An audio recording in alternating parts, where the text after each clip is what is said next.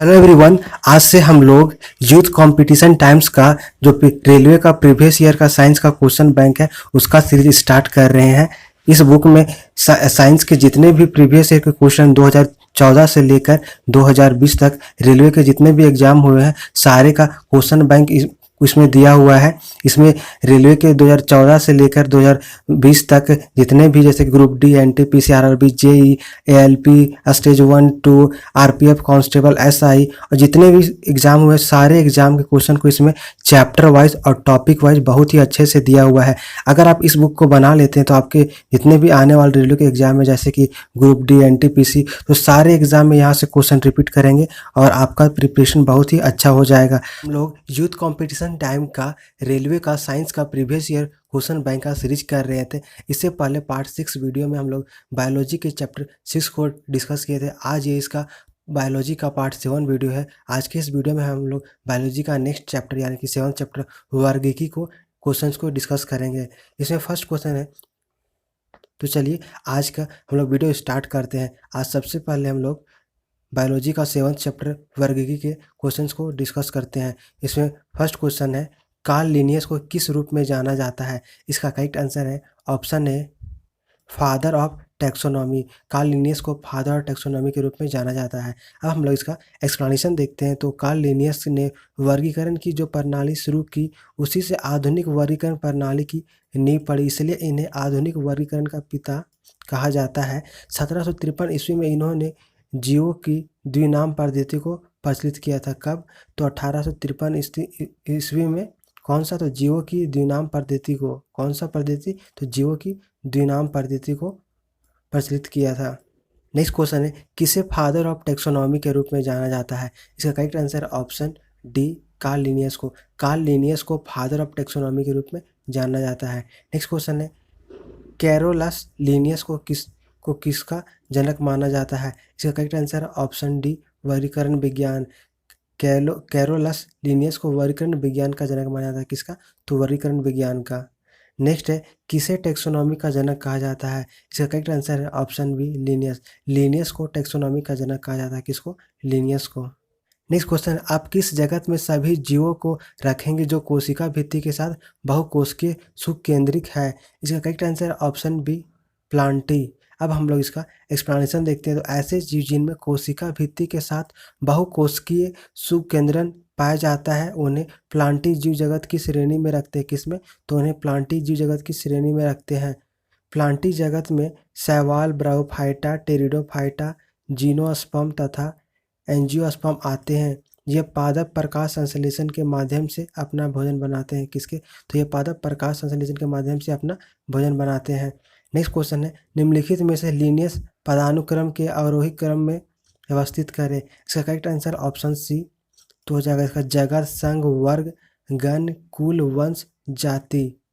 अब हम लोग इसका एक्सप्लेनेशन देखते हैं। तो वर्गीकरण विज्ञान का शब्द का प्रयोग सर्वप्रथम कैरोलस लिनियस ने अपनी पुस्तक सिस्टेमा नेचुरी में किया था। किसमें? तो सिस्टेमा नेचुरी में किया था।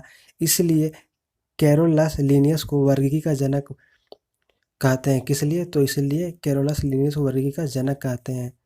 वर्गीकरण की मूल इकाई जाति व सर्वोच्च इकाई जगत है। क्या है? तो वर्गीकरण की मूल इकाई जाति और सर्वोच्च इकाई जगत है।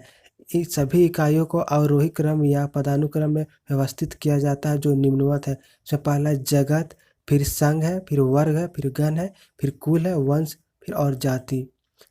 नेक्स्ट क्वेश्चन है, प्राणी वर्गीकरण का पदानुक्रम निम्न में से कौन है? करेक्ट आंसर है ऑप्शन सी। इसका सही पदानुक्रम है संघ, वर्ग, गण, कुल, वंश, प्रजाति। इस क्वेश्चन, आप उस जीव को किस जगत में रखेंगे जो एक कोशिकीय, यूकेरियोटिक या सुकेंद्रीय और प्रकाश संश्लेषक है? इसका करेक्ट आंसर है ऑप्शन सी, प्रोटिस्टा। अब हम लोग इसका एक्सप्लेनेशन देखते हैं। तो प्रोटिस्टा जगत के जीव एक कोशिकीय तथा सुकेंद्रीय होते हैं जिनमें समस्त कोशिका उपस्थित होते हैं।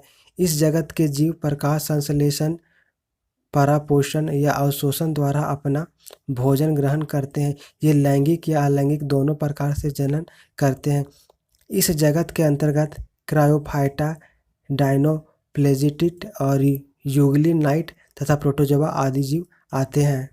नेक्स्ट क्वेश्चन है, व्हिटेकर के वर्गीकरण के अनुसार डैश समूह में शामिल जीवों में पूर्णतः विकसित नाभिक नहीं पाया जाता है। इसका करेक्ट आंसर है ऑप्शन डी मोनेरा। अब हम लोग इसका एक्सप्लेनेशन देखते हैं। तो वर्ष 1969 में जैव वैज्ञानिक R.H. व्हिटेकर ने समस्त जीव जगत के प्राणियों को 5 वर्गों मोनेरा, प्रोटिस्टा, फंजी, प्लांटी तथा एनिमेलिया में विभाजित किया, जिनमें से मोनेरा जगत के प्राणी कोशिकीय तथा पूर्व केंद्रीय होते हैं। इनमें प्रमुख कोशिका अनुपस्थित होता है।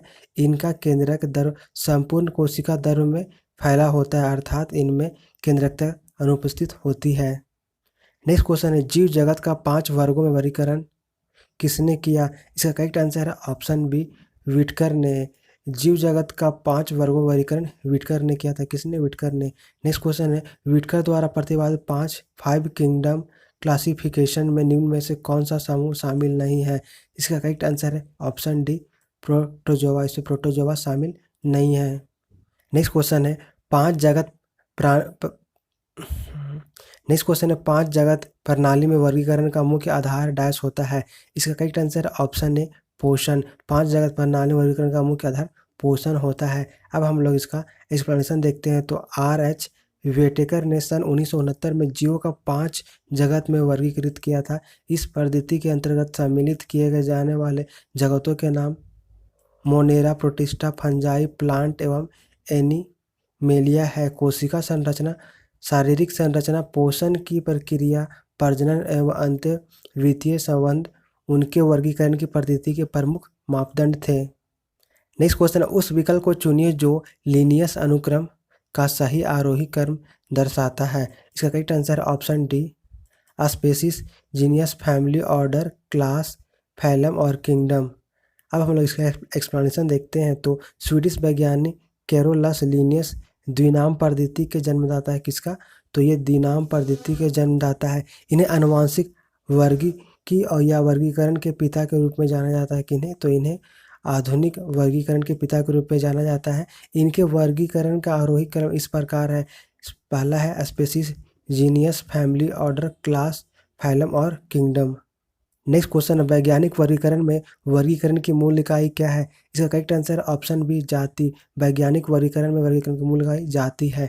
अब हम लोग इसका एक्सप्लेनेशन देखते हैं। तो वर्गीकरण विज्ञान शब्द का प्रयोग सर्वप्रथम कैरोलस लिनियस ने अपनी पुस्तक सिस्टमा नेचर में किया था। इसलिए कैरोलस लिनियस को वर्गीकी का जनक कहा जाता है। किसका? तो वर्गीकी का जनक कहा जाता है। जाति वर्गीकरण की मूल इकाई है कौन? तो जाति वर्गीकरण की मूल इकाई है जीवों का वर्ग जिसमें मौलिक समानता पाई जाती है, उन्हें जाति क्या कहते हैं? उन्हें जाति कहते हैं।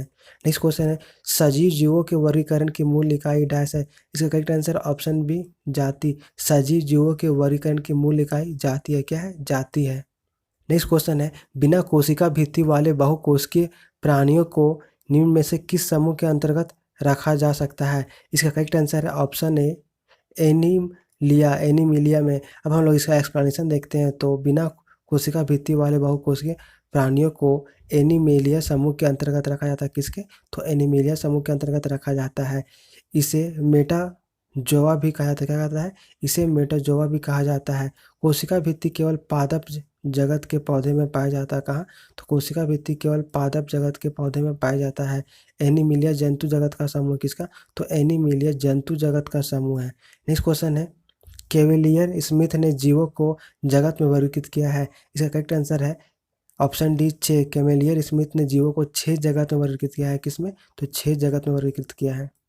अब हम लोग इसका एक्सप्लेनेशन देखते हैं। तो ब्रिटिश जीव वैज्ञानिक थॉमस कैवेलियर स्मिथ द्वारा प्रस्तुत जीव में वर्गीकरण प्रणाली में पृथ्वी पर सभी जीवों के रूप की व्यवस्था शामिल है। 1998 में ईस्वी में कैवेलियर स्मिथ ने जीवों का वर्गीकरण 6 भागों में किया। इसमें पहला है एनिमेलिया, दूसरा है प्रोटोजोआ, तीसरा है फंगस, चौथा है प्लांटे, पांचवा है केमिस्टा और छठा है बैक्टीरिया।